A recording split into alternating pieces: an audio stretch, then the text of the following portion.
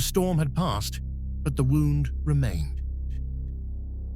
Where once Vorthan's spire had stood, an immutable fortress of obsidian and spell-woven stone, now a ruin of shifting impossibility loomed.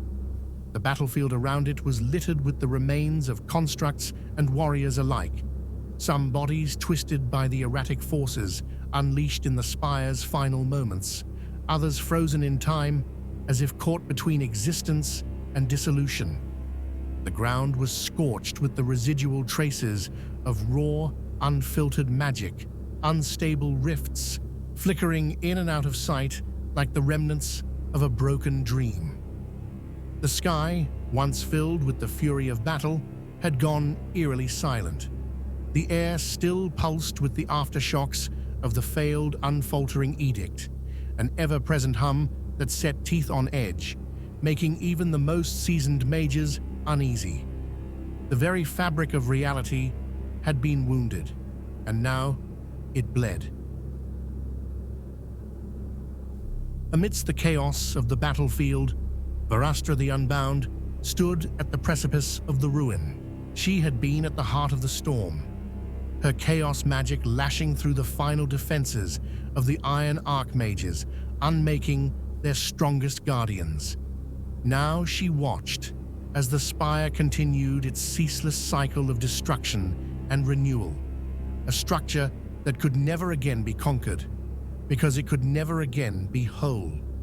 Its walls collapsed into dust, only to rise again moments later in new, warped configurations. Staircases led nowhere. Doors opened into the void.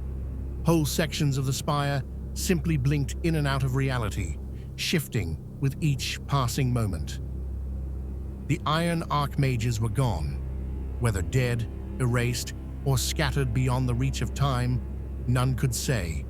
Their final decree had undone them. The very spell meant to cement their dominion had instead shattered their place in existence, leaving behind nothing but echoes of their presence. But their creation, the Spire itself, remained as a scar upon the world, a wound that could never be healed. Vorthan could feel its pull, the raw chaos lingering in the ruin, its resonance calling to her own magic. It was a place untethered from structure, a place where no law could hold firm. To anyone else, it was an abomination. To her, it was a thing of terrible beauty. But there was no time to linger. The battle was over, but the cost had been great. Further down the battlefield, Sorin and his remaining technomancers gathered amidst the wreckage of their fallen constructs. Many had been destroyed in the final moments of the battle, caught in the raw energy unleashed by the Spire's collapse. Even those that remained functional bore deep scars, fractured plating, flickering cores, shattered limbs held together only by failing enchantments. The techno-magic book that had undone the Spire's final ward rested in Sorin's hands, its once fluid circuitry now sluggish, its power drained from the strain of rewriting the fortress's defenses. Sorin looked upon the ruin with the keen eyes of a technomancer, not with awe, but with calculation. The Spire, for all its instability, was still a source of immense knowledge, a place where shattered laws and fragmented spells could be studied, exploited, and perhaps even controlled. But the risk was equally great. Whatever had been unleashed here was beyond the understanding of even the most learned scholars. Around him, the remnants of the invading forces took stock of what was left. Many had not survived. The dissolutionists, though victorious, had paid dearly for their triumph.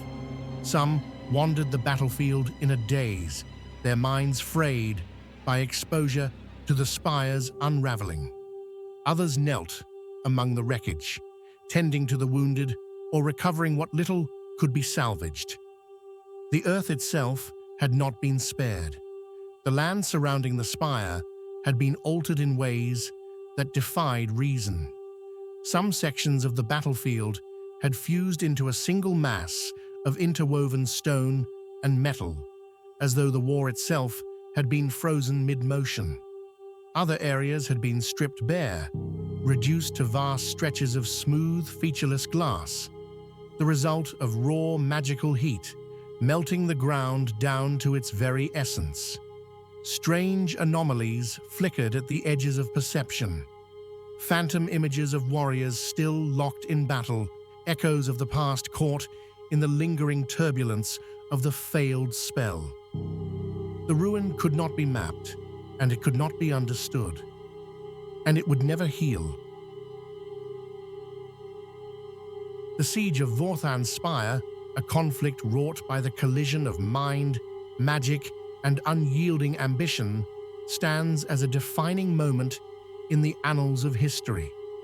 What was once the seat of the Iron Archmage's power has now become a scar in the fabric of reality itself, a place where the very laws of existence bend and break, ever shifting, ever uncertain. The catastrophic failure of the unfaltering edict has left behind not only the broken remnants of a once immovable fortress, but a reminder of the dangers of unchecked dominion over the arcane. As the Spire continues to reshape itself, its nature will forever be a mystery. It is a place where time and space unravel, a paradox, standing as both the tomb and monument to those who sought to bend the cosmos to their will. It remains a location of immense power, and its chaotic pulse calls to those who dare study its dark depths.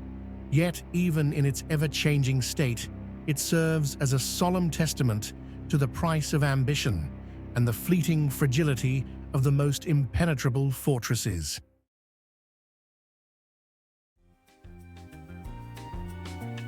This has been an official record from the Akashic Archives. Let it be known to those who venture forth. The ruin of the Spire is not simply a place of war, but a place of becoming. It is a reminder that all things, no matter how powerful, are subject to the unraveling hand of time. May history's lessons guide your path, and may your knowledge remain ever boundless.